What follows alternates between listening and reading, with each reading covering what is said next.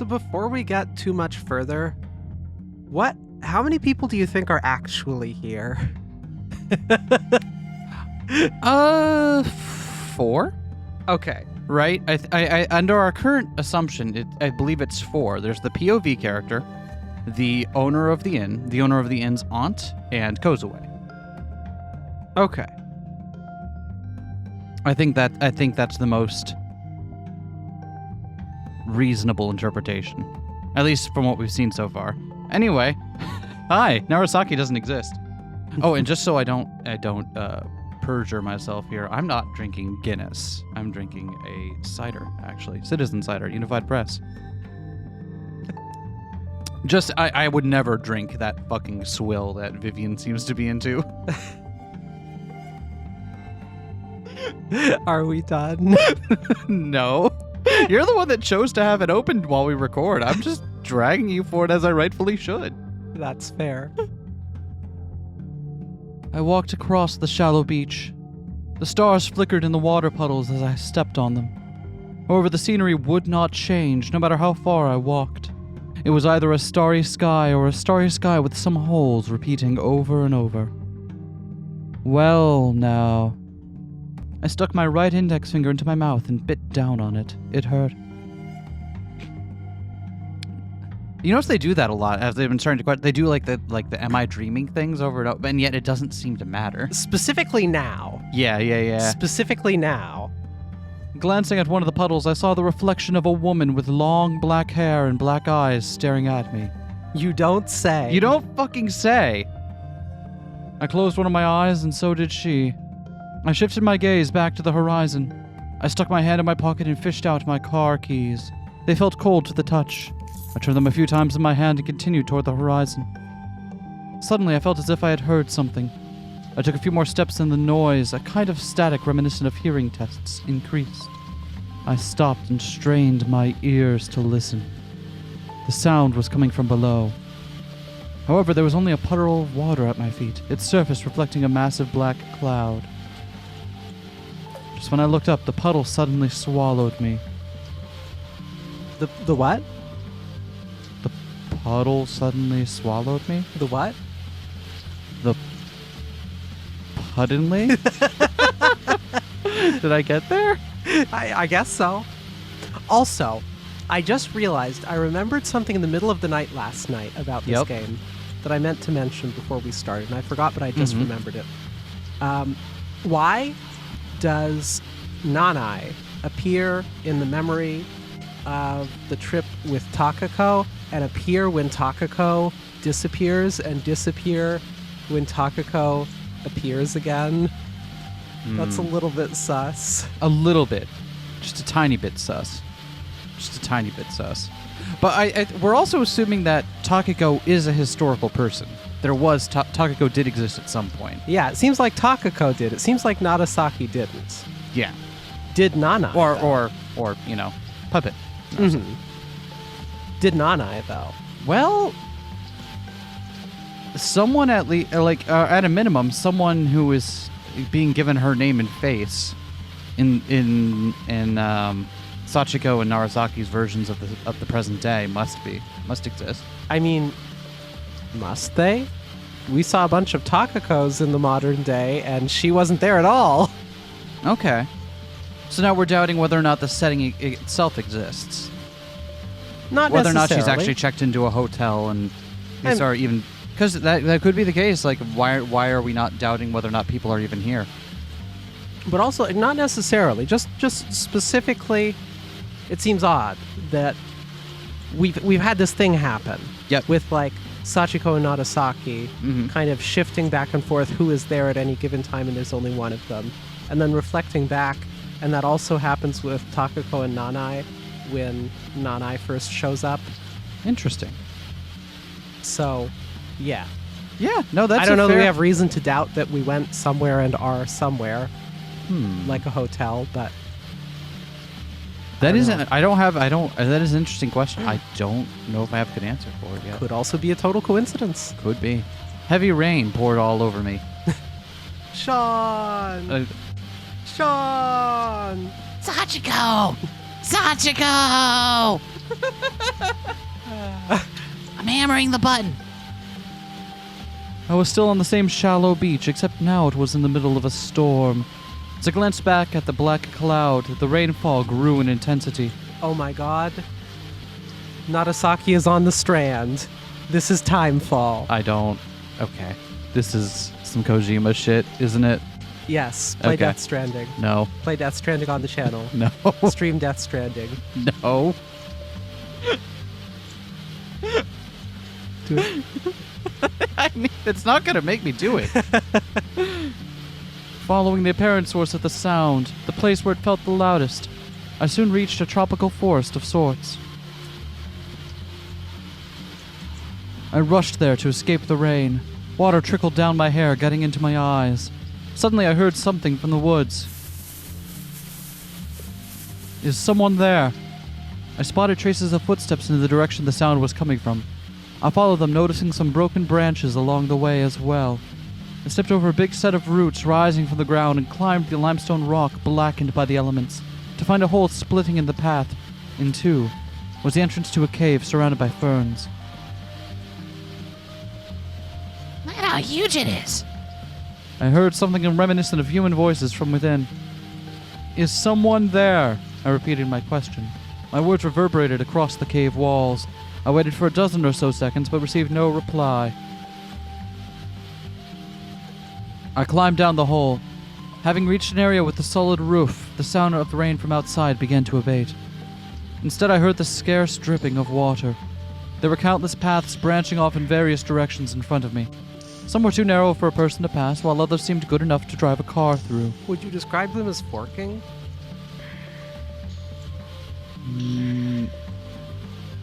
Why are you like this? Why? All of them had complex shapes, like lava stones. I pressed forward, trying to find some even footing, when I heard disjointed voices from inside the tunnels. Wanted to show me? Fireflies. You mean... I was told that you wanted to see. I followed the voices until I saw a light beyond a large black rock. Ah, I heard a voice right by my ear. Whoa! As I stepped on a puddle of water, my leg got swallowed by it. The sensation was similar to missing a step on the stairs. I ended up losing my balance and plummeted down into a dark void.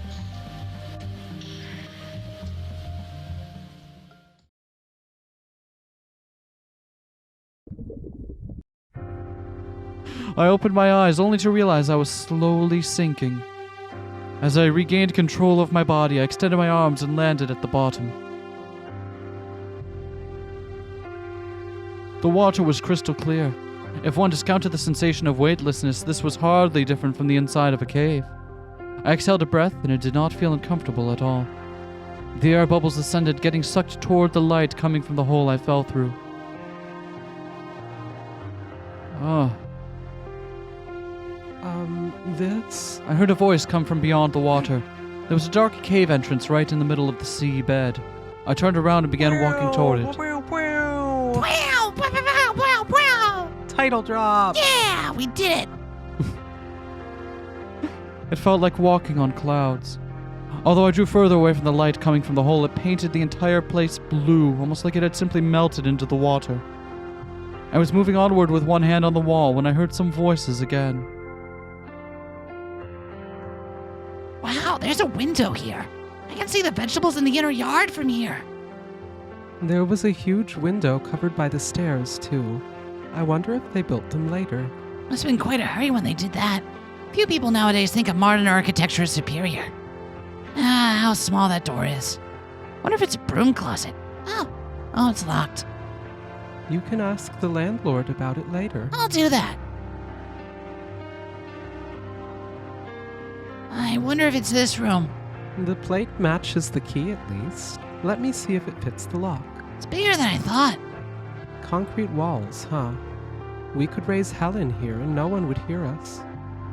Well, I'm not planning to do anything like that. I'll open the window. I think we may be swapped. All right. Okay. So So we're taking this one. Yeah. All right, we gotta go get our stuff then. Tomorrow's gonna be a busy day. Indeed. I continue down the rocky path, sweeping my hands through the water. So yeah, it does seem as if they did exist and they were in a relationship.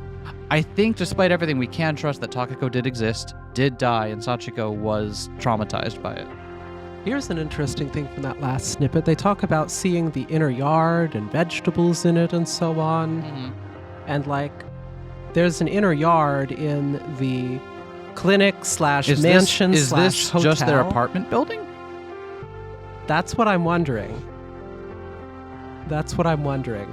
And then the people around them are just their neighbors?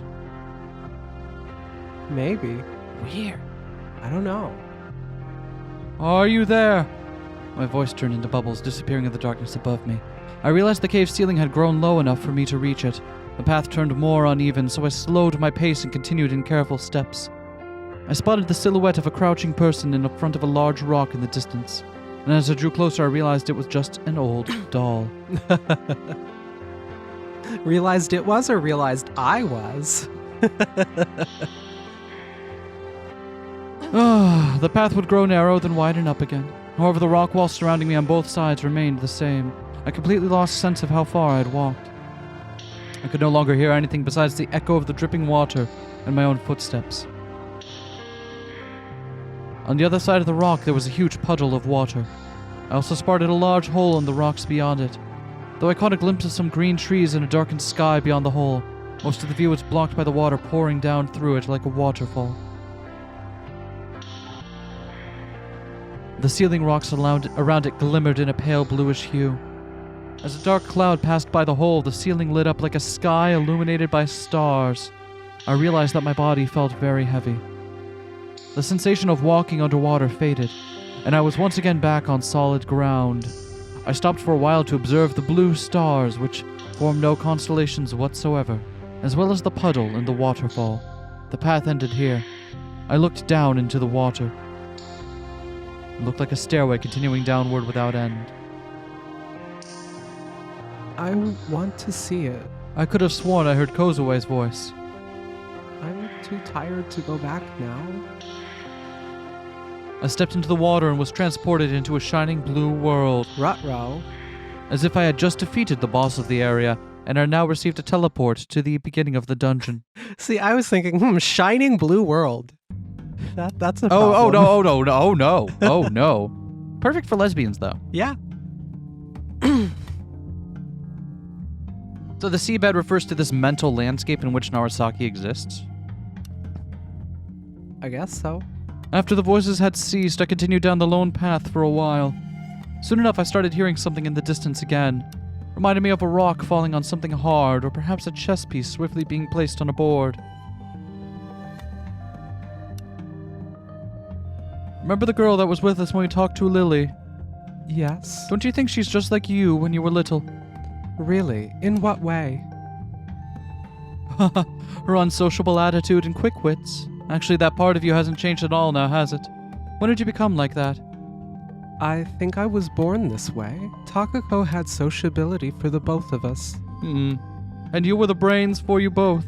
That sounds about right.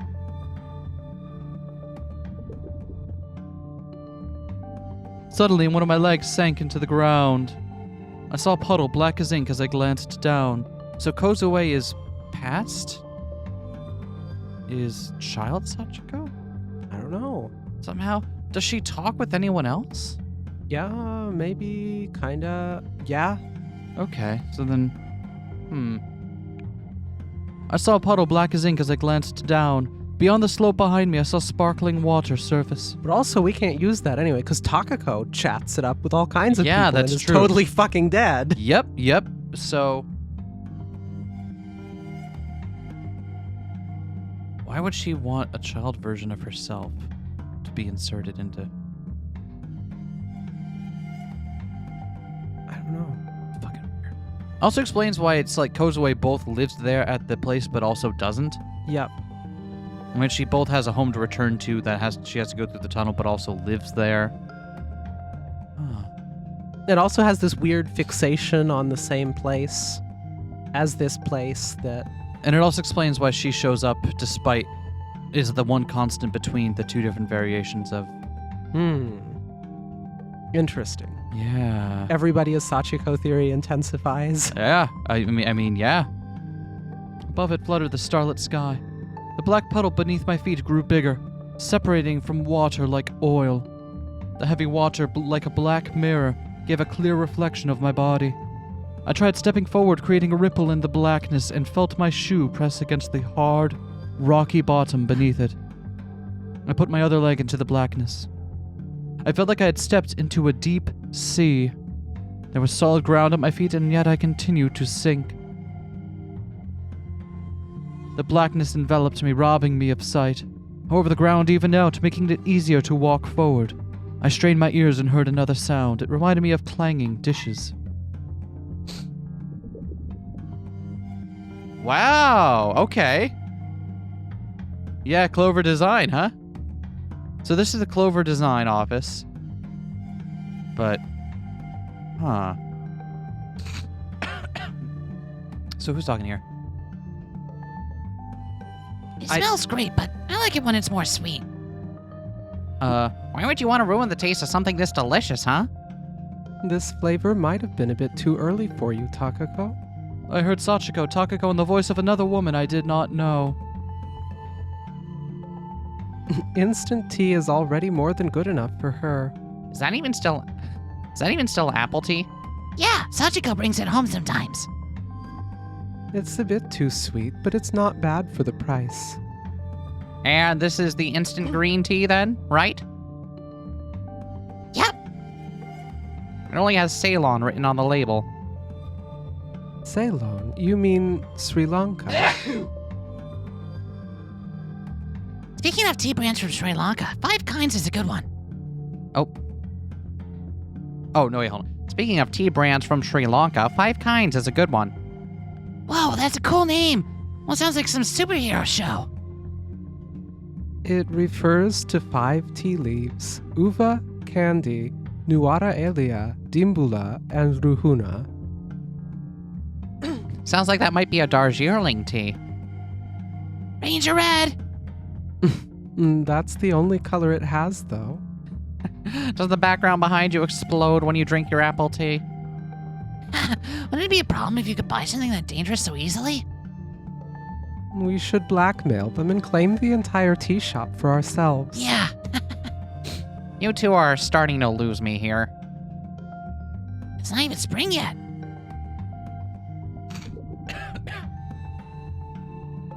Wow, so what do we make of that then? Did the Clover actually exist? How much of this actually existed? If the space that they're in now is the place that they live together, then God, what on earth do I make? I don't know what to make of it. The voices grew louder as I continued, then began to fade as though I had just walked past them. When the voices completely ceased, I strained my ears once again, but could no longer hear a thing. I tried to say something myself, but it had no effect. I couldn't perceive anything beside the ground at my feet, so I didn't even know how wide this cave was right now. After confirming the condition of the auditory landscape, I started walking again. Something akin to mist appeared in the darkness in front of me. Yeah. It looked kind of red and blue at the same time. As I followed it with my eyes, a small girl appeared in the corner of my eye and dashed further into the cave. She looked like Takako in her childhood. I didn't see her very directly, but just a reflection on the cave wall. I narrowed my eyes while still looking at that huge black mirror. Title draw!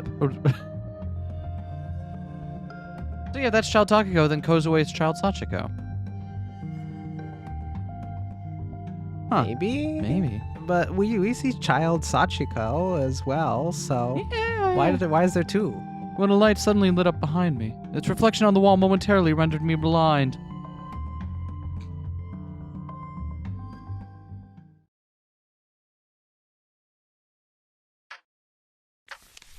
I turned the page. The rays of the evening sun filtered in through the window of the dead silent classroom. The white curtains fluttered as a gust of cold wind swept into the room through the open window, cooling my cheeks. I glanced at the clock. I could hear a plane and the voices of children in the distance. Let's do this. I suddenly heard Takako's voice from outside.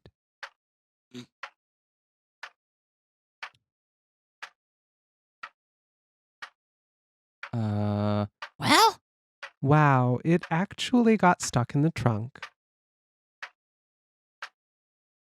Oh, You can narrate if you want to. but I just realized it wasn't Sachiko and Takako speaking there. Oh, yeah.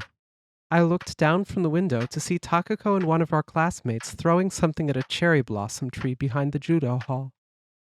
What on earth are you two doing there? Oh, damn it. I'm so bad at guessing the voices in this game.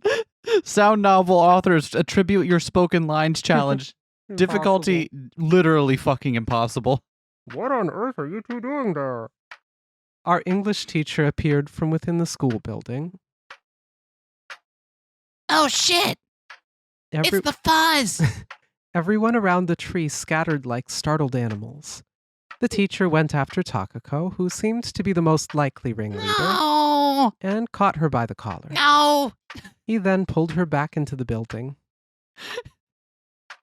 This is taxation without representation. I glanced at the clock again and returned to my book.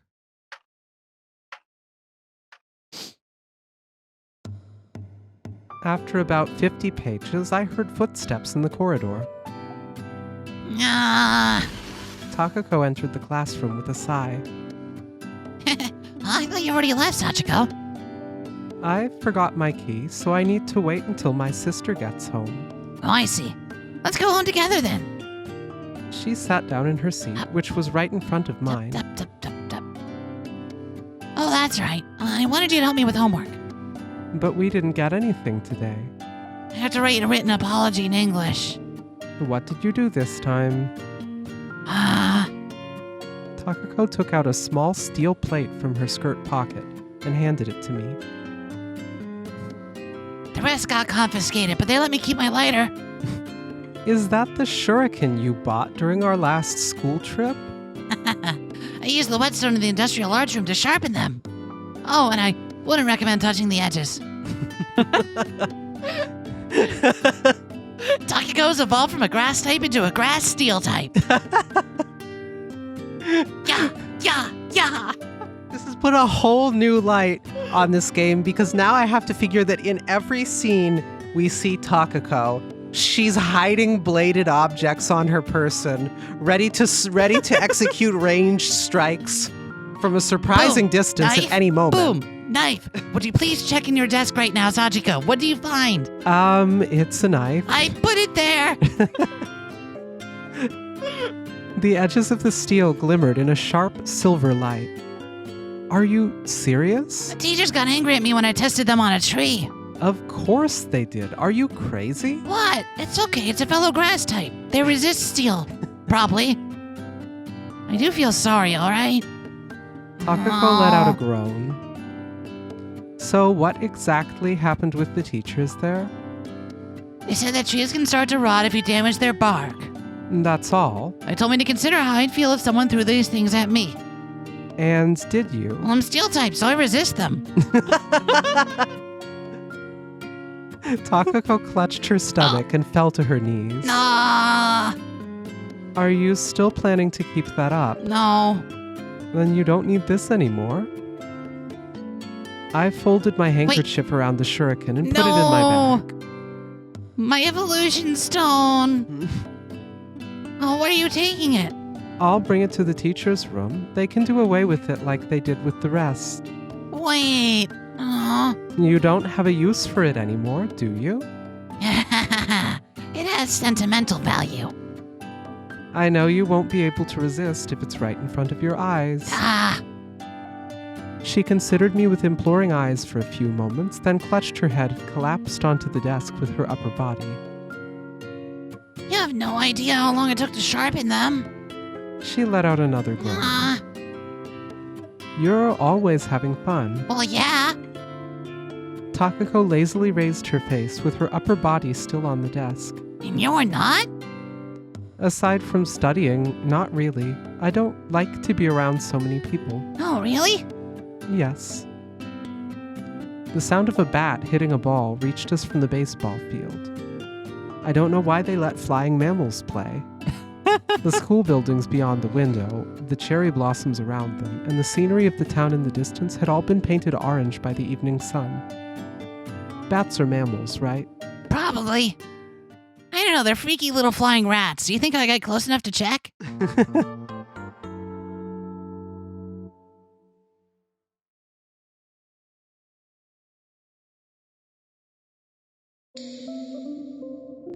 Looking around, I saw brick walls in the darkness. One of them had a hole through which I could see some greenery. I approached and tried touching the leaves, but my hand passed through them like they were fog. After that, they immediately vanished. I'm scared. Takako clasped the hem of my skirt with both of her hands. I can't walk like this. I stuck my hands under her armpits and lifted her up. Ah!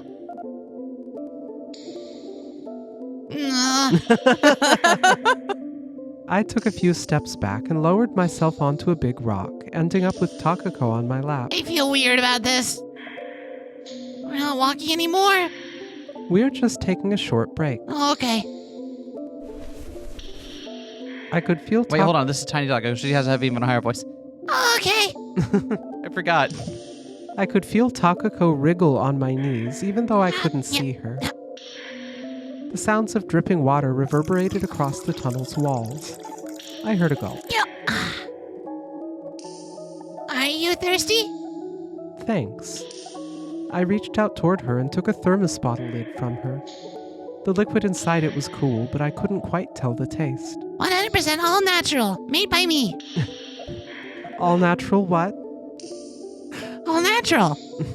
Did you have tea in this? It was either water, tea, or juice.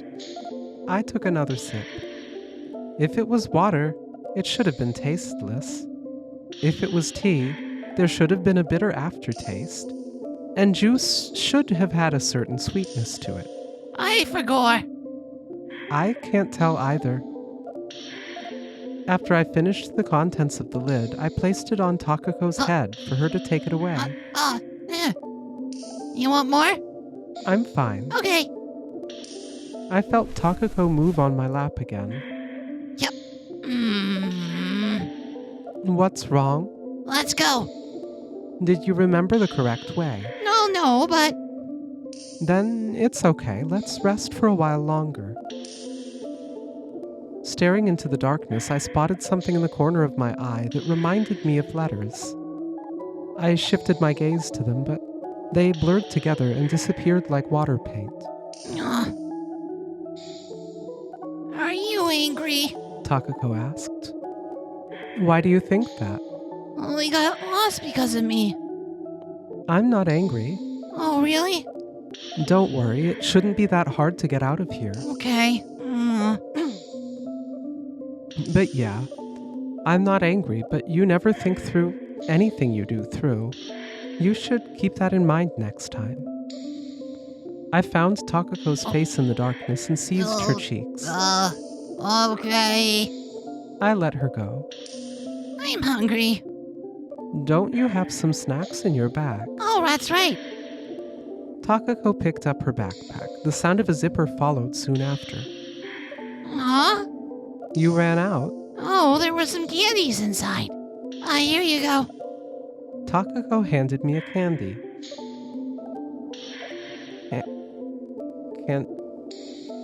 Candy. Got there. Candid. I felt something hard and round being placed into my palm. Takako bit through her own with an audible crunch. I popped the candy into my mouth. It had a sweet, artificial aroma, but I couldn't identify exactly which fruit it was supposed to be. Takako continued munching away on her candy. After a while, she stopped moving, and I could hear her breathing even out as she dozed off. All of a sudden, I heard approaching footsteps. Turning toward the source of the sound, I saw a dim light in the distance. It grew bigger as the footsteps drew closer, making my eyes hurt. Through my narrowed eyes, I could make out Nagasaki with a lighter in hand. She spotted us and asked if we needed a light. No, I'm weak, but also yes. Time to light up. I started young. Hello there. Nagasaki, It took me a while to find you. you were looking for me? You better believe it. Nagasaki's white coat was drenched in water, making her curves stand out more so than usual. What happened to you? You're completely soaked. That's what she said. I had a few adventures on my way here. Nagasaki smiled as I stared at the water drops dripping from her hair. She placed the lighter on the ground and sat down on a rock in front of me. Were you worried about me? Oh, no. That's Sachiko asking. Were you worried about me?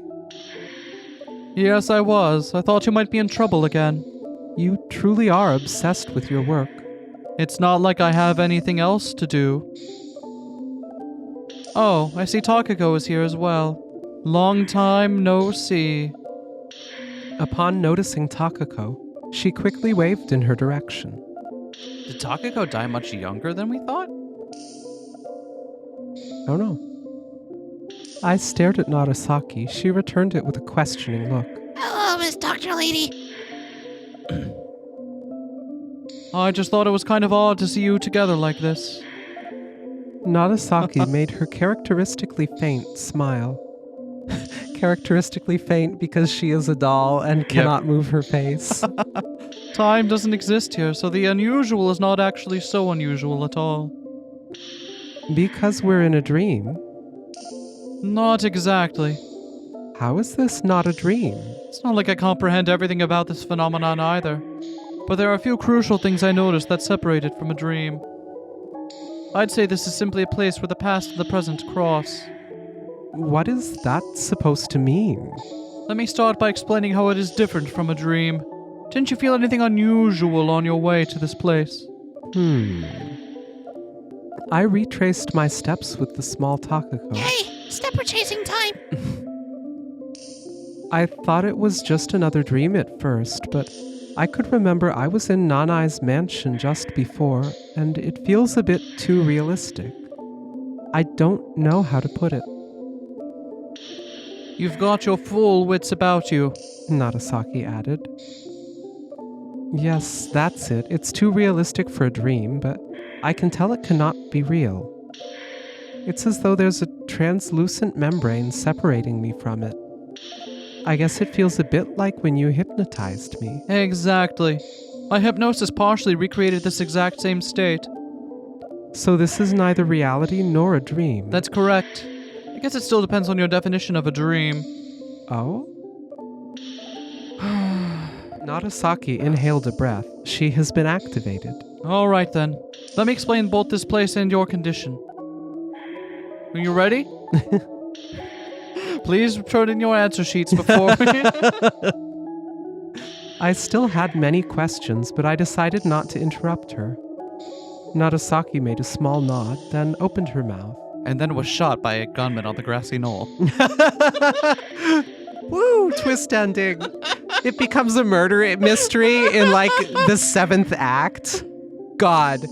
If I was an author, I would find it so hard to resist doing that. Yeah. It would start as like a textbook on the economic history of the leather industry.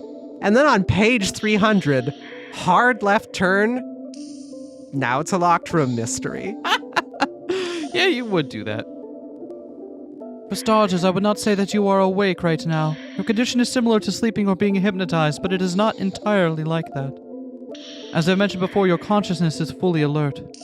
Now when you sleep or are hypnotized, your consciousness should grow foggy and become receptive to any information with little scrutiny. However, you keep questioning and analyzing everything around you right now, is that correct? In a way, you could say that you somehow ended up in a dream with your consciousness unaffected. It's not something that happens often, though, so I wouldn't bet on it. Either way, that is the gist of it. I just realized before she saw Nagasaki for the first time, she went to the library and was buying psychology books. checking out psychology books. Yeah. All the way back at the beginning. So it's Yeah. just, she's just been trying to figure out what's up with herself, but like, Oh my god, she has just been self-diagnosing this entire time. but disassociating it into this other person, Nagasaki, oh, wow. based Yeah. on the childhood imaginary friend / doll. Anyway, thank you for imagining me with such a nice rack. Oh, all of my imaginary friends are stacked. And people wonder if you're queerer than a $3 bill. Nagasaki showed me her hand and spread her fingers apart. Let's say that each of these fingers represents one of the 5 senses, while the palm is the mind. Whap! If you argue with me about how there are other senses, I will scream at you. I understand that, but they are not relevant to this discussion. I just love the idea of, let's say each of these fingers represents one of the 5 senses, while the palm is the mind. Whap! That's what's going on. You're awake, your hand is open like this. Your fingers are like antennas transferring information to your mind from the outside world. Would you say that it is in any way like, say, a skinny fist? I don't Would you say understand. the antennas are to heaven? I don't understand the reference. Do I lift them? I'm not sure what you're talking about right now. That's okay. I guess it's not out yet. Nagasaki closed the gaps between her fingers. When you're asleep, your antennas are closed like this. You'll need to fold them up when your brain organizes the information you received, and you'll find a nice rendition of that here on chart number 3. When you sleep, your antennas close. You gotta fold them up because your brain is busy. That's such a cute Oh, explanation. so I go and reference the album and I get no reaction Wait, to what? it. That's fair enough. Wait, no, say it again. Chart number 3. One of the passages from, I believe, Static? Okay. Yeah. Sorry, it's been a... You know what? It's been too long since I listened to Lift Your Skinny Fist. I should do that. Time out. Time out. See everyone in like 80 minutes. We'll be... The rest of this episode is just ASMR of us listening to Godspeed double album in the background without ear. Commenting on it, go like, oh yeah. Yeah, that's good. Oh yeah. Woo! Next, she made a fist. And this is your current situation. Your senses have changed directions and are pointing inward. They are functioning properly but aren't directed outside. They are trying to get information from inside your mind. Can I ask something? Go right ahead. When you talk about the senses, you mean sight, hearing, touch, and so on, right? Again, if you ask me about other senses like the sense of time passing or the sense of which direction is up, I will just scream at you. How can they face inwards? My eyes, ears, skin, and so on only exist in the real world, right? Well, of course. It's not your actual sense organs that are inverted, but the channels that the information travels through. Just think of it as a metaphor or whatever. She added. Okay. I gave her a hesitant answer. Really, this is not the part of the explanation you should be getting hung up on. I tried... Oh, sorry. I tried imagining what she meant. Nagasaki said nothing over that time, so I asked another question. So, if my senses are inverted right now, what about everything I'm sensing here? It's neither real nor a dream, correct? Nagasaki gestured toward her surroundings. That is one more thing I need to explain. About this place and where it actually is. Do you remember how we discussed the alternate world in your head when we were talking about the symptoms of your hallucinations? I remembered that event from the real world. It was something I discussed with Nagasaki, right after waking up from a nap in the rest area at the end of the corridor in Nanai's mansion. Was it when you said that the directions would all be inverted? Yes, and that is this place. You are perceiving that alternate world right now. I tried understanding what she said, but only ended up with more questions. What kind of world was this supposed to be? Why did it exist in the first place? What was its purpose? Did it even have any?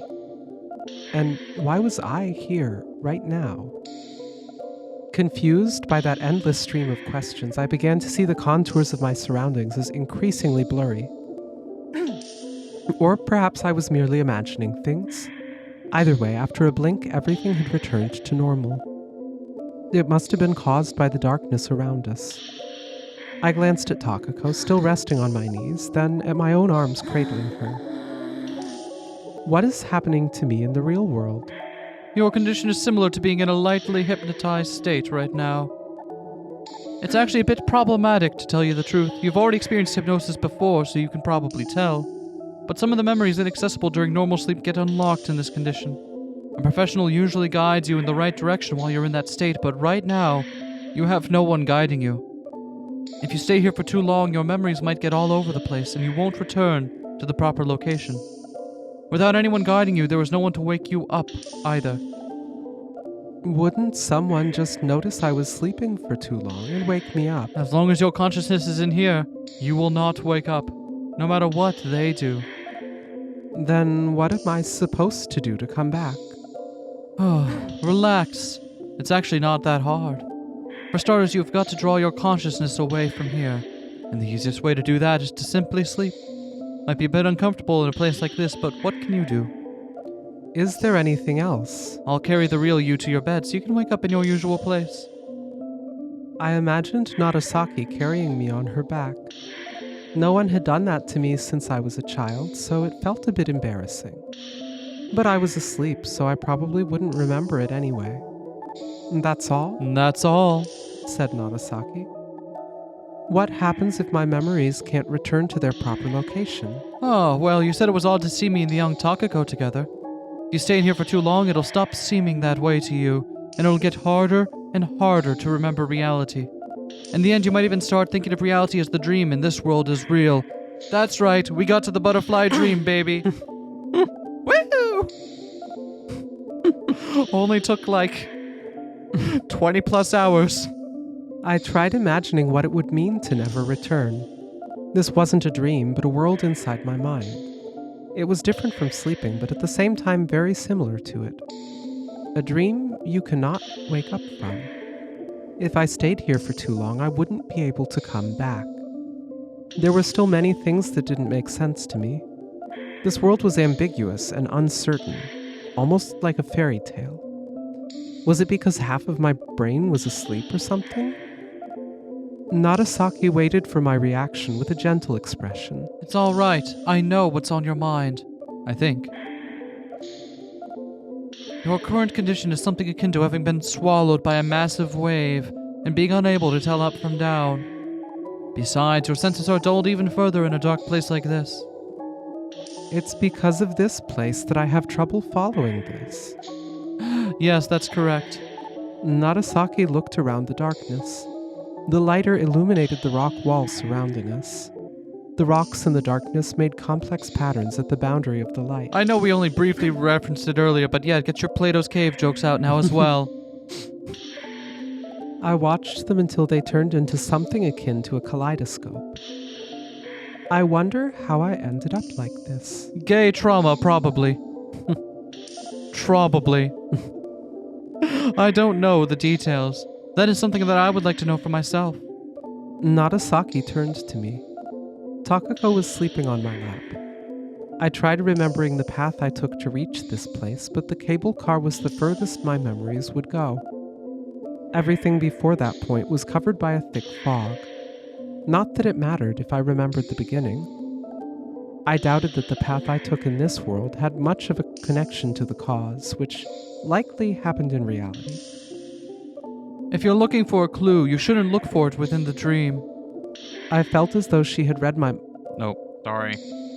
mind, but she continued before I could say anything, appropriately hitting the continue button as well. Method acting. Did not I say something to you? Nanai. An image of a person materialized in my mind. The new friend I made. She strongly reminded me of Takako. That's right, I was talking to her. I placed my arm on Takako's hair and tried remembering what happened. She said she wanted me to live with her in the mansion. Ah. Nagasaki slowly nodded. When I said nothing else, she inhaled a breath and closed her eyes. That doesn't sound too bad. I suppose so. I stroked Takako's hair. I'm sorry for making you worry like this. Don't be. I'm the one who should have paid more attention to you. I heard a drop of water fall in the distance. Why did you go to such a dark cave anyway? I followed her. I gave Takako's head a pat, which made her lightly squirm in her sleep. This brings back memories. Yes, she'd always take me to odd places, and we'd get lost. I've been meaning to ask, but why do you keep following her then? I don't know. I was afraid to let her go by herself, and I suppose I preferred spending time with her to being alone. I see. And I always scold her when that happens. We were just discussing that before you came. And what did you two extrapolate from the situation? If you go into a dark place following just your instincts, you'll get lost. That makes sense. I know a few words alone won't change her. Not to mention she was particularly reckless during this period. She's still little. She can't differentiate between do's and don'ts just yet. I had just realized something. When she was little, Takako might have actually been testing herself. I still wish she'd been more cautious, though. You were always the cautious one.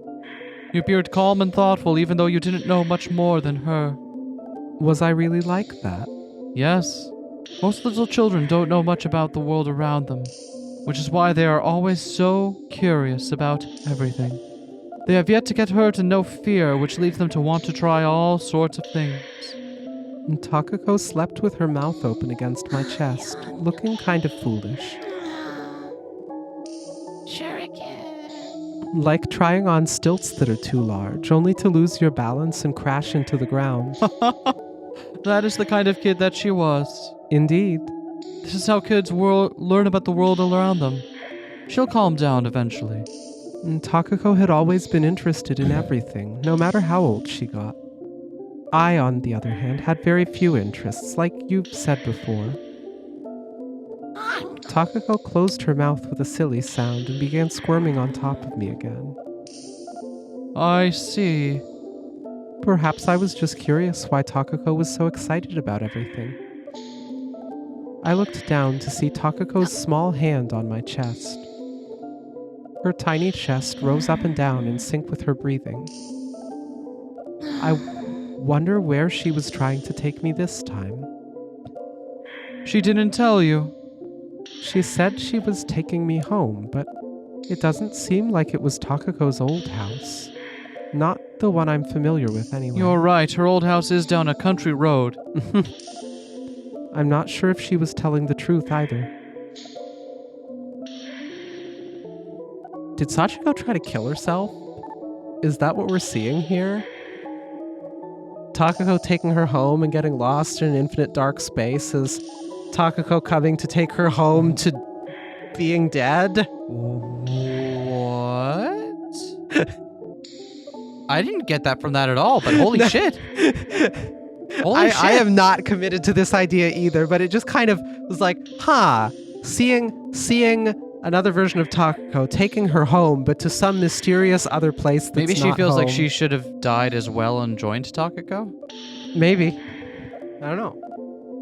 On the other end of the light, Narasaki stooped down a little and joined her hands on her knees, then separated them again a few times.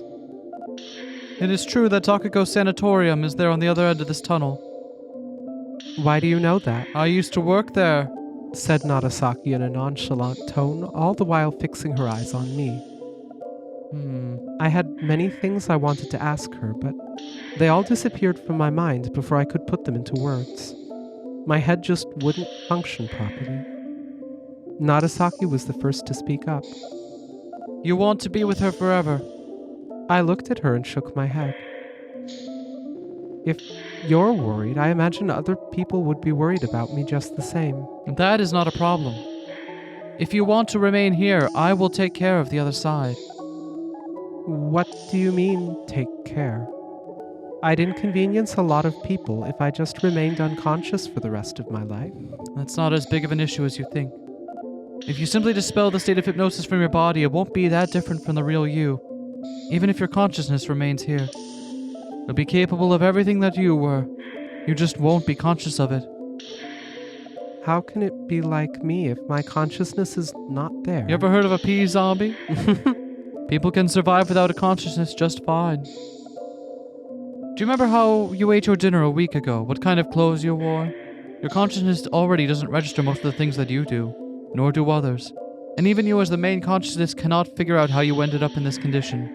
You could switch out a person with a hollow robot, and you wouldn't be able to tell the difference most of the time. Not unless you know that person extremely well. Nagasaki continued as I fell silent. As such, you should just be able to do what you want. Now that all the doors of your memories are open, you can return to any place you wish. You can attend school with Takako again. Nagasaki considered the darkness to the right. The lighter illuminated the right half of Nagasaki's cheeks. Then she shifted her gaze to the darkness behind me. You go over there, you'll get to the sanatorium she currently resides at. School, huh? I enjoyed staying in the classroom after everyone had gone home or to their clubs, just reading books on my own. Sometimes I could hear the lousy sounds of someone practicing the trumpet in the music room, or the racket of the boys playing football or baseball on the athletics field. I grew fond of that bustling but nonetheless calm atmosphere. I only realized that after I graduated and the time I spent alone increased. You can come back. Takako will be there as well. The boisterous atmosphere I love possesses a sense of change. Everyone at school had goals and dreams. They changed and evolved to achieve them. Going back there with Takako would mean returning to a stagnant environment. She would be bored to death by it all. More than anything, she loves the new, the fresh. Oh, hail the new fresh. Perhaps you are right. Then how about over there? Her distant gaze returned to me. I don't know, but I still feel like it wouldn't be right. Both places exist only inside my mind, so there'd be little difference between them anyway. I realized Nagasaki's eyes had narrowed, as though she was scrutinizing me. And then again, it could also have been just an illusion of the dim, flickering light. No, that place alone is slightly different. It's designed so that Takako, who likes new things, would never get bored. Nagasaki closed her mouth. I looked up and saw only darkness. I couldn't make out the ceiling. I imagined the sanatorium Takako stayed at within that darkness. I learned that Takako's here, and that's good enough for me. That's okay with you, then I have nothing else to say, said Nagasaki. Let's get out of here then, she added. Circle wipe. There's something else I'd like to ask you. Alright, but asking something about Takako or myself would be fairly pointless. Why? You'll forget everything the moment you wake up. Are you going? Yes, it's not like time on the other side has stopped. You wouldn't want to catch a cold now, would you? Nagasaki stood up and patted her coat to see if it had dried up. It had, which didn't particularly surprise me. So, how do we leave? I'll walk out. You should just go to sleep if you start feeling drowsy. That's all I need to do. That's all you need to do. I'll leave the lighter with you. Having stayed in this darkness for so long, it's possible your consciousness might melt away or something before you even get the chance to grow sleepy. Do not leave this area, alright? Okay. Nagasaki nodded. I realized something by coming here. The reason I made up that story about Takako going missing. I probably couldn't acknowledge that Takako was no longer here. Why do you think that? I glanced at the tiny, sleeping Takako. Because it hurts. A lot. I stroked Takako's hair. I see. Nagasaki. I wanted to ask her what she thought of it, but quickly changed my mind. It's important what I think, isn't it? Yep. Well then. Nagasaki turned toward the darkness. Are you going to be okay? It's no big deal. Narasaki smiled. Is there anything else bothering you? No, I'm sure you'll be fine, no matter what happens. I will. Don't you need any light? My eyes have gotten used to the dark by now. I see. And good night. And sweet dreams. Thanks. Narasaki waved me goodbye and disappeared into the darkness. Her footsteps grew distant until I could no longer hear them. The light seemed to have grown somewhat smaller compared to when Narasaki was here.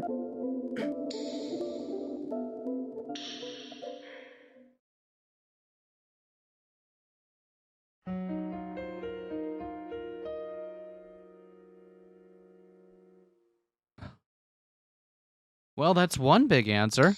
I guess we have at least one understanding of why we keep seeing dreams and memories that aren't dreams and memories, and how that is related to the world outside. Yeah? Our voices must have grown too loud as Takako began lightly squirming on Sachiko's lap. Sachiko put her hand on Takako's head, making her calm down. Perhaps I was just curious why Takako was so excited about things, flashing back to about 5 minutes ago. I could see Takako's closed eyelids through Sachiko's hands. They relaxed for a second and seemed about to open, but closed tight again. Her ponytail cast a long shadow in the lighter's light. I felt my body grow heavy as I observed her. I could really go for a drink. Perhaps. I slowly stood up, feeling like a statue made of stone.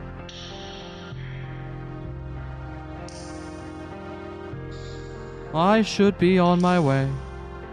So, how do we leave? I'll walk out. You should just go to sleep if you start feeling drowsy. That's all I need to do. And that's all you need to do. I will leave this lighter with you. Having stayed in this darkness for so long, it's possible your consciousness might melt away, or something, before you even get the chance to grow sleepy. Do not leave this area, alright? Okay. Well then. I turned toward the darkness. Are you going to be okay? Sachiko asked. It's no big deal. Is there anything else bothering you? No, I'm sure you'll be fine no matter what happens. I will. Don't you need any light? My eyes have gotten used to the dark by now. I see. Good night and sweet dreams. Thanks. Is that the first time we've seen her smile like that? Maybe. I don't know. I walked for a while and then glanced back. The light had turned into a vague orange dot in the distance. And as I continued on, it began moving toward the left before completely disappearing, almost like the setting sun. From here on out, I'd be in complete darkness. The floor was the first thing that disappeared from my vision. I couldn't even tell if I was ascending or descending a slope. I glanced down to realize I couldn't see my legs anymore. The darkness crawled up and up until I couldn't even see the tip of my nose. My eyes completely unable to perceive light, I had no way of telling where I was. I strained my senses to try and feel for something, but all I managed to discern was the thick darkness pressing heavily against my skin. The more I walked, the heavier it got. I remembered a TV program where they carried out an experiment by submerging a water bottle and a ball in the sea. Both ended up crushed by the water pressure. I felt as though the darkness was seeping into me through my eyes and my skin. It was slowing my pace. I feared it might have mobilized me completely. I continued pressing forward with all my strength when an image appeared in the darkness. I turned my face away and closed my eyes to let it pass. However, the image wasn't created by the light, but my own mind. Are you getting like House of Leaves vibes from the descriptions of Narasaki wandering the darkness here? Yeah. Like specifically towards the very end of the book when Navidson is like has the resolve to wander through the place on his own. Mm-hmm. I guess spoilers for a 25-year-old book. But yeah, the way she describes walking through there, like direction losing meaning and like all that stuff, reminds me very heavily of that. House of Leaves is great. You should read it. I could hear the cry of cicadas around me. The small mountain of sand piled up in the middle of the sandbox, with a tunnel passing right through it. Countless water canals surrounded it on all sides. Finishing her masterpiece, Takako stood up and shook the sand off of her hands. I'm probably narrating, aren't I? No, I'm not. She turned to the water supply Sachiko was sitting in front of. Sachiko had a doll and a towel in her hands. What are you doing? She was wiping the doll's face with a wet towel. Her face got dirty. Oh, did you get it off for her? It's not working. Oh. There were some visible brown stains on the face of Sachiko's doll. Let's ask the nurse. Nurse! Takako. Oh. Takako let out a loud shout. What happened? A young woman who had been tidying up the toys scattered inside the building turned to Takako, the yellow toy car in hand. The doll got all dirty. Can you get it cleaned up? The somewhat feisty-looking woman approached them and looked at Sachiko's doll over Takako's head. This looks like a stain. I guess it'd be possible to wash it out if you undid the sewing, but then it might actually fall apart. Sachiko's fingers clutched the doll tighter. You can't fix it. I don't think it's worth the risk. Sachiko considered the doll's face for a long while. Make sure to take care of her if you want to keep playing with her. The nurse gently patted Sachiko's head a few times. Rip me.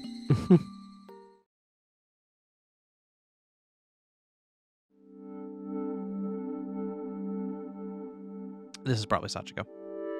Memories were leaking forth from...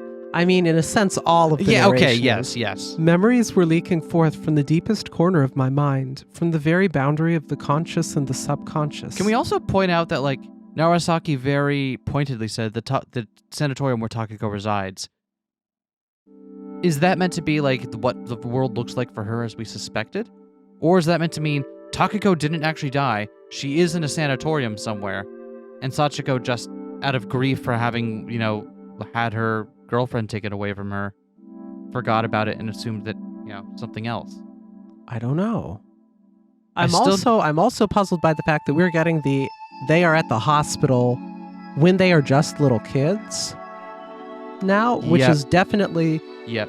putting stuff back toward this happened much earlier Yep. than we thought theory, but Or I that don't know there how was a that reason fits for both of together them with to be at the things. hospital as children. yeah. As the vision paused, I instead focused my senses on my limbs. I balled my hand into a fist with all my strength, successfully swaying my consciousness away from that memory. Maybe she is an assisted living facility of some kind. Specifically because she has this mental condition. Maybe. And the people around her are used to helping her live with that and move through it. Takako might have had a worse time of it and is not, and became unable to carry on her life. With that. With that, I once again returned to the pitch-black darkness. It seemed I had stopped before I realized. I didn't know how long I was lost in that memory. When I resumed walking, I couldn't even tell if I was really moving or not. Before long, I could no longer sense my body at all. Well now, I said, unable to tell if I was really hearing my own words or if they came from some distant memory again. It felt as though my arms and legs had melted into the darkness. Oh, this has been Perhaps I Narasaki. returned to being just a doll like in those memories. I inhaled a deep breath and then slowly let it out. I remembered how I had talked to Sachiko just earlier. She said it was odd to see me and Takako together. In that moment, I felt something different about her. Her expressions and her body language seemed to have grown richer. However, I could not tell what that meant. I wonder if I should tell her, but in the end, I decided not to. Tell her what? Oh, about her observation or something else. The lighter's light had been flickering in front of Sachiko's eyes, and from her perspective, I should have been sitting right beyond it. Ever so faintly, feeling returned to the tip of my toes and fingers. I calculated where my head was supposed to be from their position, and fixed my eyes on the darkness. It was the real thing, complete darkness that melted the consciousness away. A phenomenon very similar to death. With some feeling having returned to my fingers, I began rhythmically moving them in an attempt to hypnotize myself. My legs moved unconsciously, my eyes could have seen anything, but my heart would not move. All sorts of images appeared in front of my eyes, and nevertheless my legs pushed me ever onwards.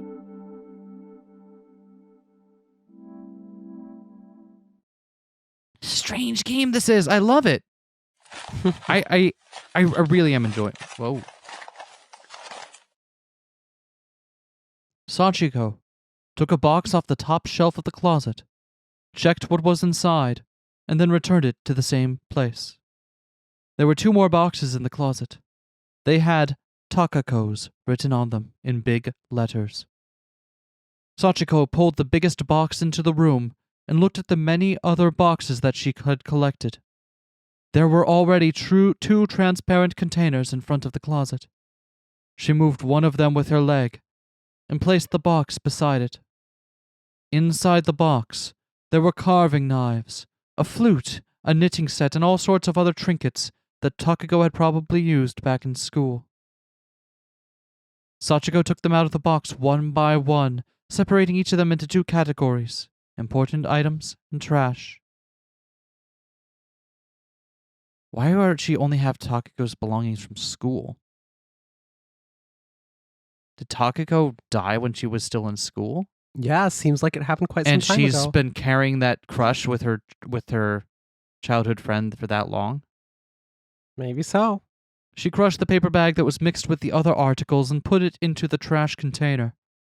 There was a radio cassette player underneath it. She plugged it into the electrical socket and flipped its switch. A familiar melody filled the cold, gloomy room through the static. Sachiko turned around and looked at the bed. A doll she'd left on the edge had fallen down to the floor. Sachiko reached out and picked it up. Its lips had frozen into a perpetual, almost confrontational smile. Its somewhat sardonic expression as it looked over the room made the doll appear almost like it was eager to ask a question or 2. This, too, brings back memories, but I was looking for something else. Said Sachiko as she turned the cassette player off.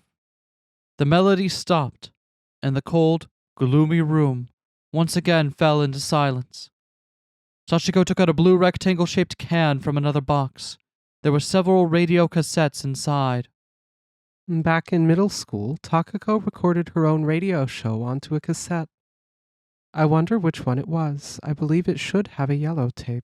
Sachiko took out a yellow cassette tape from the can and pushed it into the player. The cassette holder sounded a rusty yet vigorous click. Sachiko put her finger on the play button, hesitated for a few moments, and then pressed it. An old pop song began playing from the player. As the song ended, Takako's voice suddenly rang out through the static. She said it was the first song she'd ever bought.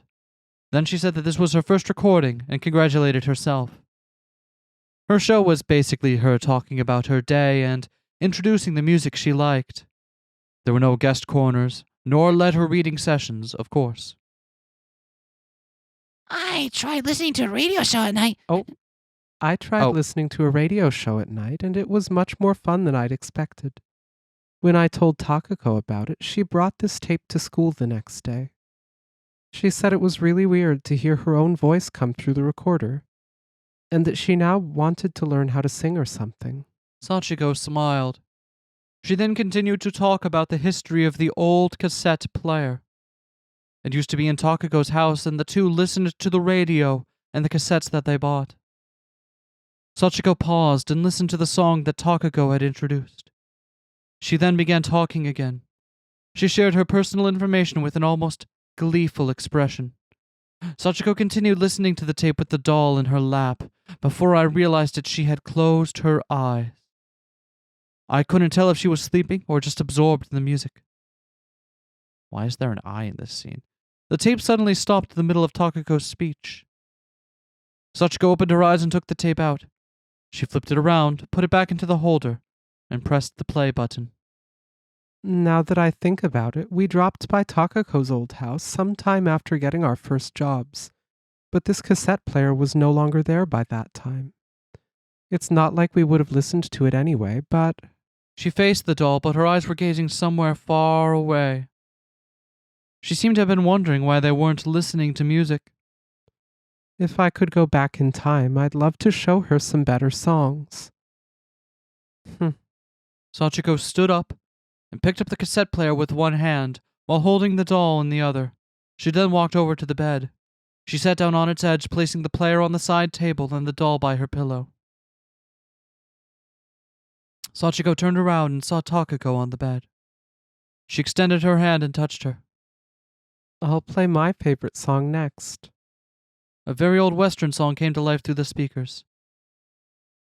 I totally misread it and was like a very old Western song, like country and Western. Yeah, yeah. I looked up the meaning of the lyrics. Everything has a meaning. Even if I don't have them now, time will bring me the answers. This is my favorite song. I don't know why, but I really like it. I hope I'll eventually come to understand why. This is my favorite song. I don't know why, but I really like it. I hope I'll eventually come to understand why, though. What an idiot. Sachiko murmured. None the- Nonetheless, oh. she made a smile. What? I forgot that you're narrating. I cannot keep straight who's who Right? anymore. Perhaps she that's, recalled a time. Yeah. that's probably for the best because this neither meant can to- Sachiko. Is this meant to imply that the entire game so far has just been an episode Sachiko had in her room while sorting through Takako's belongings back during the very beginning of the game? I don't know. Perhaps she recalled a time when they listened to that song together. Takako said it would be the last song for the day and then began playing. The song came to an end, the tape stopped, and the room fell completely silent.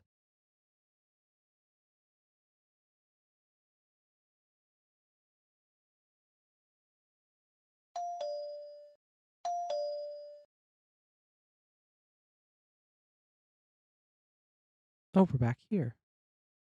Sachiko realized that her doorbell was ringing. She didn't know whether she had fallen asleep or was simply too deep in thought, but by the time she glanced at the clock, it was already midnight. Still, the doorbell was definitely ringing. Sachiko noticed the light coming from one of the rooms. She went to the bed before the sunset, so there was no way she turned on any of the lights.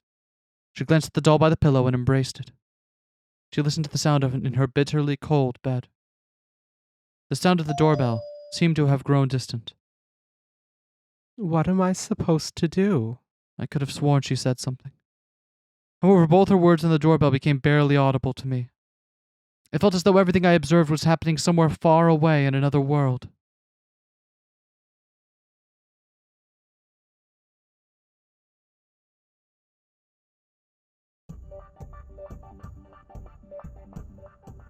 I stepped on something and almost tripped.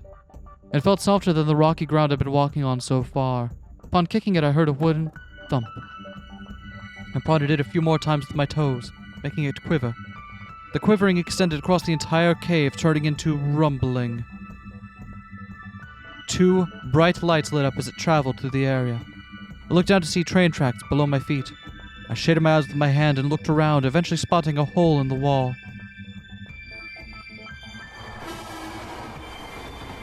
I stepped into the hole just moments before the giant object with the headlights zoomed past me, the light from its windows flickering in the darkness. I couldn't make out any human-shaped silhouettes in the windows, though. The train passed, I climbed out of the hole and brushed the dust off my clothes. Looking in the direction the train went, I could see the lights on the outside world. I followed the train tracks outside, eventually merging into a forest covered by fog. The moon perched in the dark blue sky right above the mountains and trees. I didn't know what time it was. Following the now abandoned railway line, I eventually made out the roof of a mansion looming beyond the trees.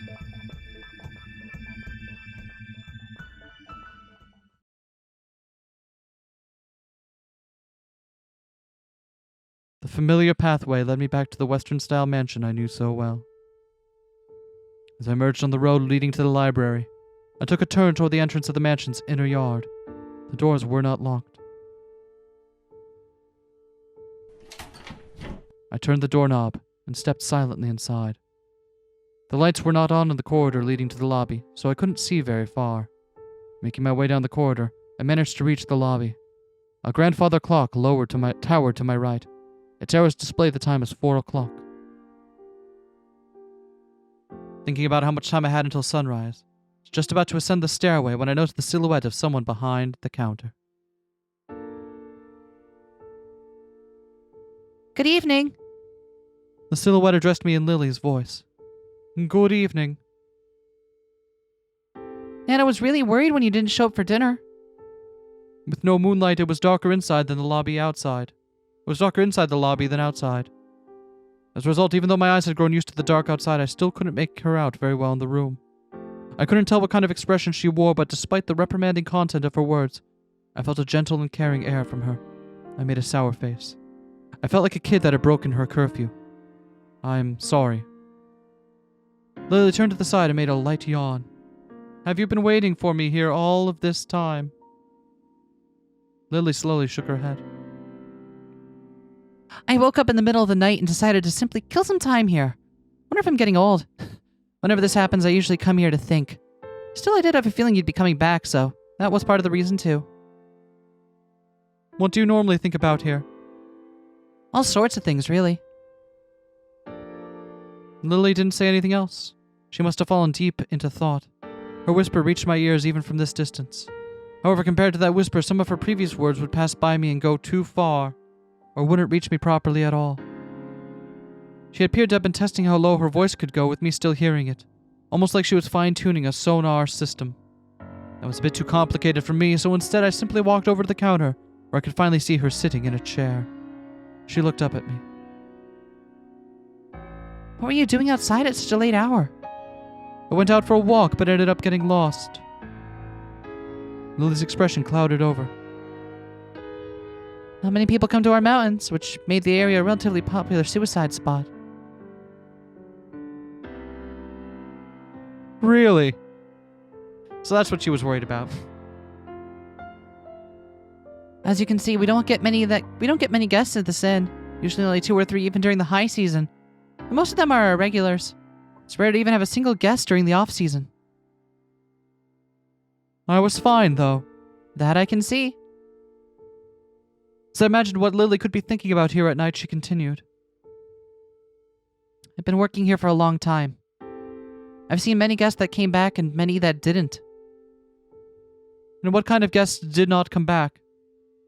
Some we found, others we didn't. Lily said with a sigh. I remember the mountain I saw from the mansion's window. It was covered with trees from top to bottom. You couldn't even make out the roads. It couldn't have been easy to find a person in there. Can I tell you something odd? Sure. In retrospect, all those guests had a peculiar air that separated them from the rest. Imagine they'd come off as different compared to regular tourists. I suppose so, but I don't think it's really that simple. It wasn't just their personality on a few individual quirks. When I saw them, the difference I'd feel was about as large and obvious as the sudden change of color or shape on an object. And how do I look to you? I don't want you to take this the wrong way, but I noticed you have that same kind of air about you. Although, there's something unusual about it in your case. When I first saw you, I only felt that way about half of you. Well, long story short, I was worried for you too, though maybe in a slightly different way from Nanai. Perhaps what she was saying was the truth. I grew curious about her method of sensing these things, but it probably wasn't something that could be explained overnight. Your face is all red, Lily suddenly said. I touched my cheek, feeling it as cold as ice. I might have been warmly dressed, but I did spend most of the night outside. A fairly natural consequence, but being so deep in thought, I didn't notice it at all. I think you should take a shower before going to bed. Do you want me to heat up the bath? No, I'll be fine. I waved my hand in denial while she made a troubled expression. Can I at least make you something warm to drink? I would love that. Felt like I'd made her worry even more if I refused, so I had her deliver the drink to my room. I turned on the heater as I returned to the room and changed into my inside clothes.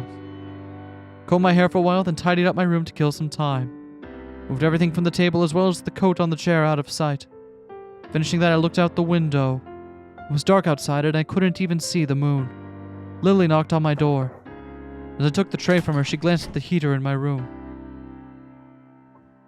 It shouldn't grow much colder tonight, but it's a good idea to keep the heater on when you sleep, all right? I nodded. You can keep the tray in your room. Thank you very much. Don't mention it, said Lily with a smile. She then closed the door. I placed the tray on the table, sat down in a nearby chair, and picked up the cup. It warmed my frozen hand through the porcelain coating. I could tell by the sweet smell that the liquid inside was cocoa. There was also a small plate on the tray with cookies and strawberry jam, or At least some sweets that looked very much like that. I gave the cookies a careful look as I continued sipping my cocoa. A lot happened tonight. Felt like it had been ages since I'd been to this room. I thought about Sachiko. I felt responsible for her ending up in that dark cave. Was it Nanai's words that caused it at all? Regardless of what had happened, there was no way she could have reached the cave leading to the other side all by herself. It was a place for beings like myself, and only I could have known the way to it. I didn't know how, but my existence probably led her there, somehow. When I came to, I realized that both the cup and the sweet plate were empty. Walking for so long must have made me hungrier than I thought. I glanced at the bed but didn't feel sleepy at all. After thinking for a few moments, I placed the empty cup on the tray, picked it up, and then left the room.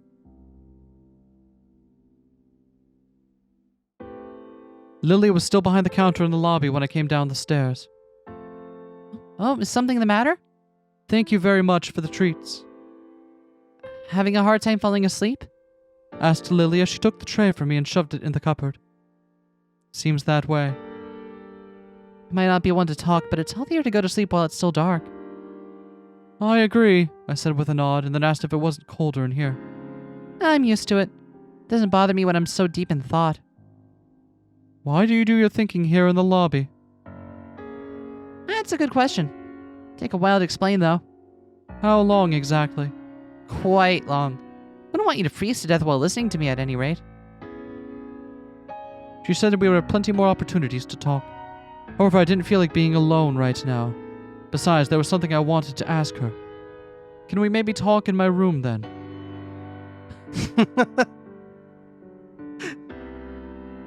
Woo! Lily paused to think for a few seconds, then asked me if I wanted more cocoa. Yes, please. Lily nodded. We could talk until we finish the cup. I'm just getting bored here by myself, too. Nah. Lily stood up, took out the tray from the cupboard again, and stepped out from behind the counter. I returned to my room and turned up the heat a bit. I waited in front of it until I heard a knock at the door. Opening the door, I saw Lily standing there in an apron. There were 2 cups on the tray she carried, as well as a cloth bag hanging from her right elbow. We sat down at the table facing each other. Lily handed me one of the cups, then picked the other one up and took a sip. Back in the past, my friend would go out at night just like you. And I'd wait for her in the lobby like this. You have to pass by it regardless of which entrance you use, so... Who was it? Same friend I mentioned to you before. The one that went missing? I remembered Lily's horror story from 2 days ago. So that's what I suspected was the people that went missing because they left and died. But then, that's interesting because we get the alternate side from Takako perspective. This is a sanatorium and the patients going missing from their rooms, which we hear from Sanai. Yeah. But Takako couldn't have been there when it was a sanatorium, so why are we getting the story of her there? I'm beginning to doubt my theory that Takako is another part of this person's system here and that we are seeing her version of things filtered through her eyes, but it's really Kozui that fucking trips me up there.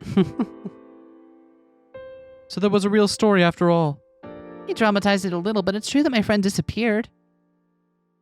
You may remember how I said that she and I both lived here for a long time, so there was no need to worry about her getting lost or anything, but that time it was different.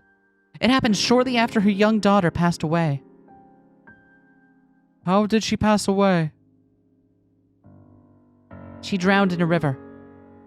I almost couldn't believe it at first, but as the rivers here are really shallow, we had lots of rain over a period of a few weeks, and the increase in water apparently loosened the riverbed. It's like she stepped into quicksand and ended up being sucked underwater. My friend's husband passed away some time before that, too. Anyway, she was severely depressed during that period. Lily picked up her cup, which reminded me that I hadn't even started my drink yet. By the way, I lifted my cup as well. The sweet aroma of the cocoa washed over my nostrils as I drew the cup closer to my lips. Cider will have to do. How was your... How was your bitch beer? What?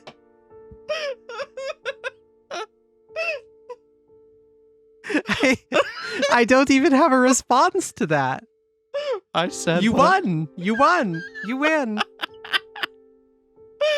You won the episode. Thank you. I'd like to thank the Academy.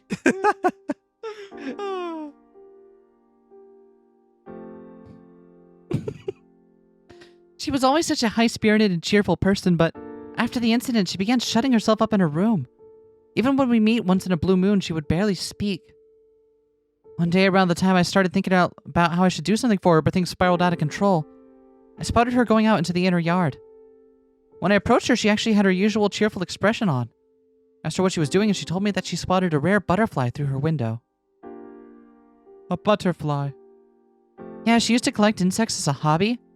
I asked her if she wanted me to bring an insect net, but she refused. Anyway, seeing her like that relieved me a little bit. Feared she managed to get it over somehow. She resumed her work as usual and went back to talking like she used to. She even began smiling again. I heard a clang. Glanced down to see Lily's cup on the tray. But after a few days, she went outside and never came back. I couldn't see what was inside her cup. I thought about all sorts of things as I waited for her at the counter.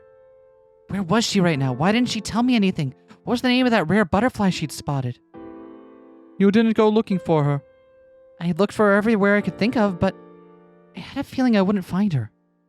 I didn't really think she would return, even when I was waiting in the lobby. I don't know why I felt that way, but I was almost certain that I was right. But I didn't have a similar feeling, nor did I suspect anything back when she was still around, so I think the cause that made her disappear lies somewhere beyond my knowledge. Maybe somewhere in her room. Oh. Seeing how she used to lock herself up there so often. I felt my throat going dry, so I took a sip of cocoa. But I digress. You want to know why I spend my nights behind the counter? Probably because that place has always been there, where I spent the most of my time thinking. I wondered if she was still waiting for her friend, but it wasn't really my business to pry. When she was telling stories earlier about her friend with the incredible intuition, she was talking about herself, huh? What? Remember she was telling stories a couple episodes ago about her friend with incredible intuition? I thought that was the friend that disappeared. Oh, is that it? Oh, yeah, no, you're right. Did she tell 2 ghost stories or just one? She told a couple of ghost stories. Okay, maybe I'm getting it confused. I don't know. But I could have sworn that the one that disappeared was the one with the intuition. Instead, I asked about something I found curious. The premonition you were talking about, that was the same feeling you talked about when I came back tonight, correct? Yeah, You said that only half of me made you feel that way, though. it was very odd, I admit. And how about now? I don't feel it that strongly anymore. The anxiety in my heart leapt up with her words. That half had probably been me. If her intuition... Oh, they're describing it as only half, so I think that might probably means that the Takako interpretation was incorrect. So then, what do we make of the Takako scenes then? We're back to square one. I don't know. I'm still on the same theory. If her intuition was on point, the only remaining issue was the question of my existence. I see. I grew curious about the exact mechanism that drove her premonition, but I didn't feel like she'd be able to explain it in a manner comprehensible to me. Well, that's right. Lily raised her face as she pulled something from a bag she had placed behind her chair. It was the doll I gave her 2 days ago. I'll return this to you. Here you go. I took the doll from her hands and gave it a look. The stains had vanished along with any trace of loose threads. It looked more colorful than before. You actually had to strain your eyes to make out any traces of the stain at the doll's mouth. What do you think? Couldn't completely get rid of all the stains, but I still think it came out pretty well. I'll be honest, I never expected it to be this clean. I'm glad to hear that. I looked at the doll's face one more time. Its perpetual smile seemed to beam with pride. Looking at its face made me feel a mixture of sadness and bittersweet joy. So much so that I ended up knitting my brows. Well, I suppose it's about time I was on my way. Lily placed her empty cup in the saucer beneath it on the tray. I gulped down the remaining cocoa that still left on the bottom of my cup. It felt like ice. Did you invite me for tea because I gave you that feeling? Oh, sorry. Did you invite me for tea because I gave you that feeling? Back then I was just curious about Nanai's new friend. I placed my empty cup on the tray. However, Lily remained seated. Her eyes traveled between the doll and my face. You'll think I'm strange, but What is it? first time I told anyone about this. I might have all sorts of feelings and premonitions, but I usually keep them to myself. Then why did you tell me? You remind me of my friend. A lot. I thought I'd keep this to myself, but Lily's gaze shifted to the doll. never learned why my friend left us, but in your case, I feel like it's somehow related to that doll. I was flabbergasted by the keenness of her intuition. However, I made sure not to let the surprise show on my face. Her remark completely overlapped with my own conclusion. And why do you think that? Mostly just intuition, but after my friend's daughter passed away, she carried a memento of hers everywhere. I felt like this doll had a similar history. I see. Lily's dark brown eyes gazed at the doll. It belongs to my friend. I too shifted my eyes to the clean doll. Oh. No, that was right. She would confide in it when things got tough, but I don't think she needs it anymore. She's not exactly at an age to play with dolls anymore, and I feel the doll itself was getting frustrated by not being able to do anything to help. I see. Lily made a faint smile. She stood up with her bag hanging from her elbow and picked up the tray. I did the same and opened the door for her. Thanks. I saw a whole bunch of leaves scattered by the door. Are you going to clean them up tomorrow morning as well? Yep. And what about you? I'll go for a walk after I get some sleep. That's a good idea. I don't know why she still gets the intense fucking manic eyes. Every She's- time I see that, I keep thinking about fucking like she looks like she's about to go yandere, doesn't she? She has definitely got my favorite sprite in this Oh game. yeah, oh yeah, oh yeah. Lily's normal one sprite. Let's have another chat if the opportunity swings by. Sure thing. Toodles. Good night. And with that, Lily left the room. After saying goodbye, I closed the door.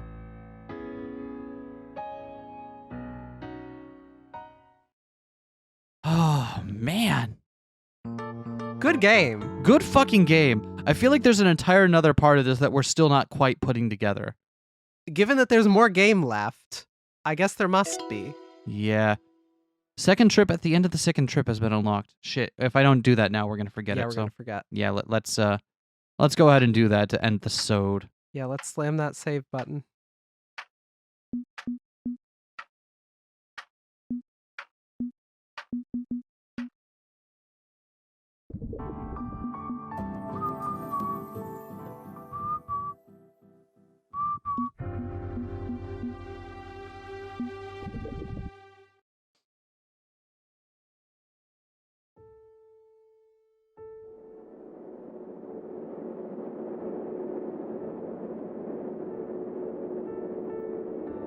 Wake up, it looks incredible outside.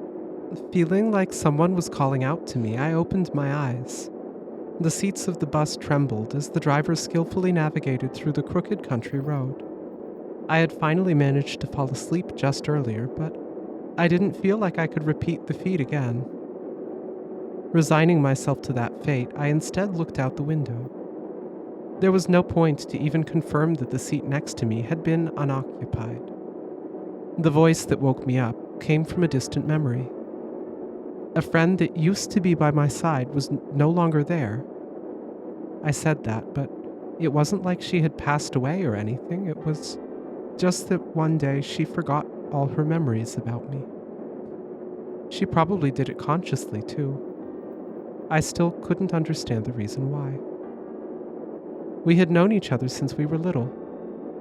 She had always been a little strange, but I simply couldn't imagine her ending up like that, given her personality. The bus finally reached a mountain path. Looking out the window, I started spotting patches of snow as we drove uphill. The amount of snow increased the higher we went. By the time my ears started ringing from the pressure difference between the lowlands and the mountain, the snow walls around the road had exceeded the bus's height. I remember my friend saying how the sight reminded her of Moses and the Red Sea. The tour conductor stood up from her seat and began talking about our trip. Basically, we could do whatever we wanted as long as we returned to the bus on time. She then began explaining the 2 alternate courses the passengers were free to choose from, one for beginners, another for the more experienced. The bus stopped almost at the same time as her explanation ended.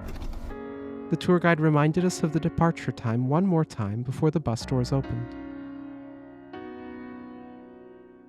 The passengers scattered, each of them going in their chosen direction.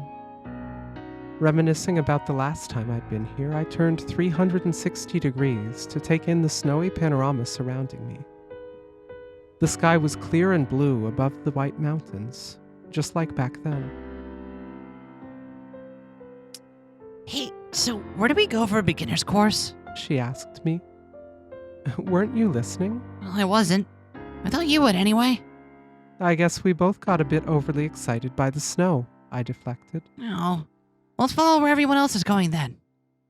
I didn't want to panic over small details like this, and she wasn't the type to complain about them either.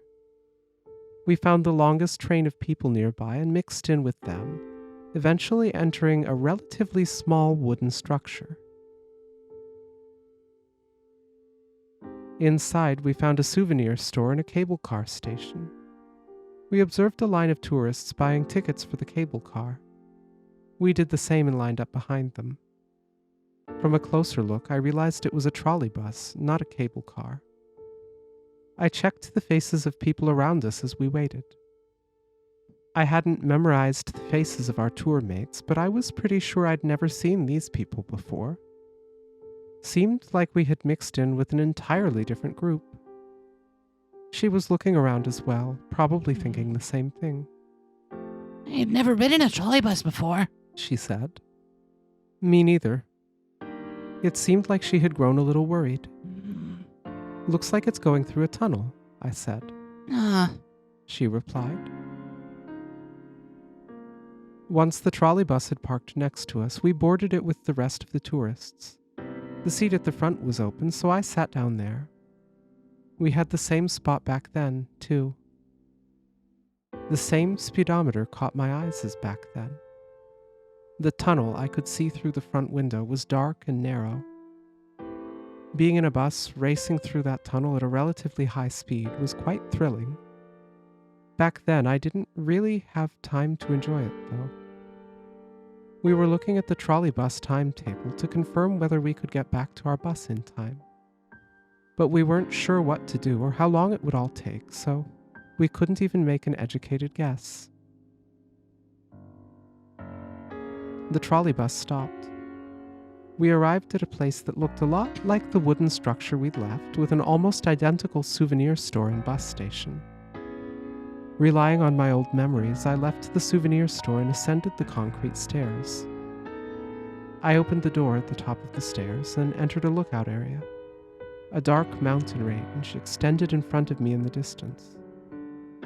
The lookout was built at an angle that allowed a full view of the mountains, provided the weather was clear. Layers of snow covered the mountains like a set of beautiful white roots sparkling under the blue sky. I had been to a lot of places, but nowhere else could I see colors like that. Confirming that the scenery hadn't changed over the years, I drew away from the railing and found a bench to sit on further back. This time I simply took in the scenery over the heads of the other tourists. Eventually a group came in through the door and completely blocked my field of view. A guide began introducing the mountain, talking over gasps of awe from the newcomers. I closed my eyes, forming the scenery of the mountain in my mind, as well as myself sitting next to my friend. Unable to find the words to express myself, I simply shifted my eyes from one corner of the breathtaking scenery to the other. She was better with words than me, so I gave up on coming up with something to do the scenery justice, and instead waited for her to say something. However, as unusual as that was, she remained silent as well. Instead, she seemed to be too taken in by the scenery to talk. The mountains were indeed amazing, but she was also gazing at the white plains extending below them.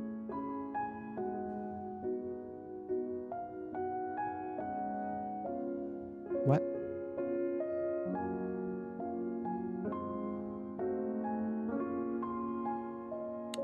Right, because... Okay, so...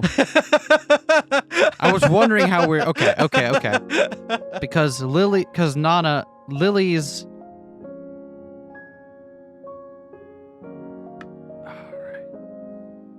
Lily's friend had a daughter that died as well.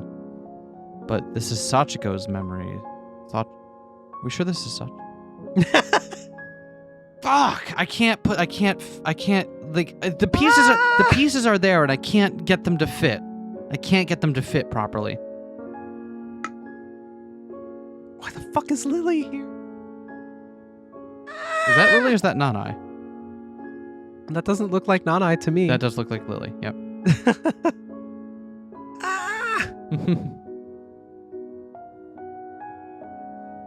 The guide's speech ended, and the lookout fell silent as the group left. Only a few families that didn't seem to belong to any group still lingered around. You're not gonna join the walk down, young lady? Asked a man that had unexpectedly sat down beside me a little bit earlier. I was in my late 20s, so I looked around to confirm whether he wasn't addressing someone else. But there was no one else around me, so I nodded. At a closer look, the man looked like he was in his 50s or 60s. His thick, naked wrists peeking out from under his coat indicated that he either did sports or worked in the fields. Both required quite a bit of physical strength.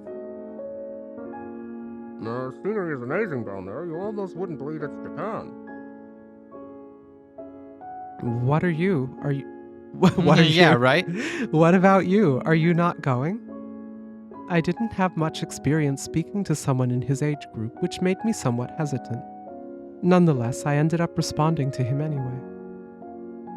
I ran out of breath, so I decided to take a break here. Besides, I've already been there like 100 times. The man looked at me. You don't look like part of it. Are you traveling alone? I wore weathered clothes that favored mobility over style and had a large backpack on my shoulders. I must have looked like a wilderness camper, truth be told. You could say that. How long have you been traveling? About half a year now.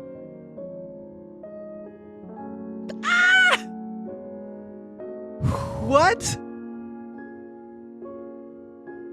Also, so is this person who looks like Lily our viewpoint character? Because it doesn't seem like we're imagining our friend still here. Yeah.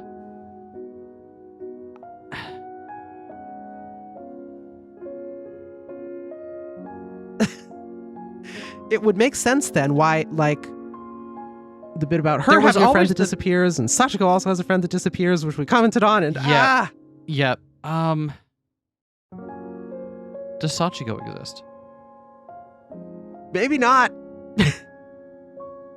Maybe not. I'm gonna be quite honest with you all. I'm having a very difficult time getting all these pieces together in my head right now. Like, I know this is meant to be a big revelatory moment, and I'm still having trouble working through how everything is meant to fit together, so... Everybody is Sachiko, and this is Sachiko. Great. Awesome. No, that's nice. Said the man. He then went on. It's best to travel while you're still young. Do you have a goal of some sort? I mulled over his question for a bit. I began my trip because I thought it would help me understand why my friend had lost all her memories of me. Unless her friend that lost all of her memories of her is Sachiko. Prompted by my trip. It was prompted by my trip to a zoo half a year ago. That day, I felt like I saw a side of her I'd never known before. And I felt like I could find out even more if I retraced our shared steps. It was hard to explain it in concrete terms, though. I thought about it some more on my train ride home, but I couldn't come up with anything in the end. And then I figured I'd get off at the same station we used to in the past. I guess I don't really have much of a goal. I just got a long break from work, so I gave him one side of the story. Yeah. I think Lily is also part of Sachiko, that she's kind of dissociated as a way of Or Sachiko is a part of Lily that she's dissociated. Because they keep sharing stories that are the same. Mm-hmm. And it would also, since Lily is Nanai's aunt, and then we had the Nanai appears when Takako disappears, and then reappears, and so on. Yep. It would explain that sort of thing. If all of the major characters are just different facets of this same person's distorted worldview from their grief and confusion. The man continued to ask me questions for some time. I told him about the route that led me here and mentioned a few things that happened along the way. As we ran out of things to discuss and fell silent, the man glanced at the clock. Would you like to... Would you like to read a book? Oh. I reached into my backpack and took out a paperback novel I'd been reading on the bus. I don't much care for books. They're all just a pack of lies, anyway. He shifted his gaze to the dam at the bottom of the mountain range. Back when I was young, and we didn't have electricity here. The small villages all had diesel plants, but they kept failing all the time. So, when I was in elementary school, I had my teacher tell me all about how their engines worked. They weren't all that complicated, but without any knowledge, even the easiest fix would be a huge hurdle, let me tell you. Are you a mechanic? No, I didn't become that. We didn't have the electricity, but we were short on food, too, so I worked in the fields and would go sell the extra yield to the neighboring village. And, well, I couldn't tell you how they learned about me knowing a thing or two about gizmos, but one day they asked me to fix a power plant. I see. He was telling me about a time long before I was born. I understood why he specialized in the sciences, but that didn't explain why he didn't like books. Could just be a generation gap. Well, all things have a reason, The man said. I couldn't tell whether he was talking about the facts that he didn't like books, or if he had already returned to the issue of my trip not having a goal. Before I had the chance to confirm that, it was time for me to board my trolley bus. I said goodbye to the man and descended from the lookout. I returned to the bus stop in the wooden building and killed some time in the souvenir store while waiting for the trolley bus to come. I spotted some cookies and chocolate named after the location. You could see those a lot at places like this. There were also some local character goods. I personally found the plushie of a snow chicken particularly cute. It was a bird whose feathers would turn white in winter. There was a big statue of it by the entrance. There were also some pictures of it for sale. I suddenly realized my friend was probably looking for this bird from the lookout. I didn't realize it back then, but it was quite obvious in retrospect, given how much of a bird lover she was. We have heard of other people who are bird lovers in Nanai's stories, right? No. Lily's stories? Somewhat, one of those two told a story about having a friend who was a huge bird lover. Yep. My trolley bus would soon arrive, so I moved over to the bus stop. I ended up not buying anything.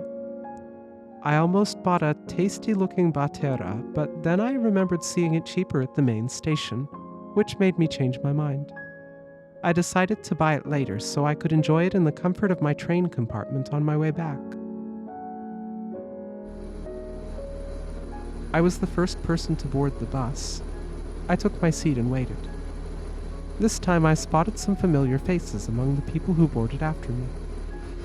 Once the time came to leave and the other tourists had assembled, the guide made sure that everyone was present.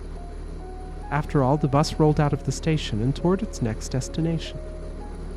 It was the highest waterfall in the country. Last time, she made the 30-minute trip up that perilous mountain path all by herself, just to reach the waterfall at the end of it. I'd given up as soon as I saw the slope and waited for her at a nearby cafe. This time, I'd go where she went. I glanced at the neighboring seat. She looked out the window with narrowed eyes. Should bring a pair of sunglasses next time. She remarked.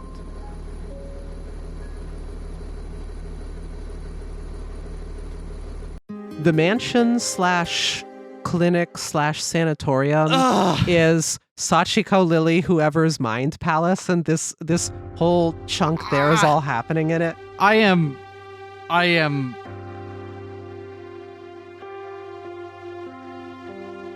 I'm gonna be honest with y'all. I am losing my way here. That's fine. If if it wanted you to grasp everything perfectly, it would would've just said stay it right. Exactly. That said, we'll see if we can get our handle on everything next time. Is that why Takako is holding the hand of someone in the foreground and we can't see them? God damn it. We'll see you all next time, everyone. Bye. Peace.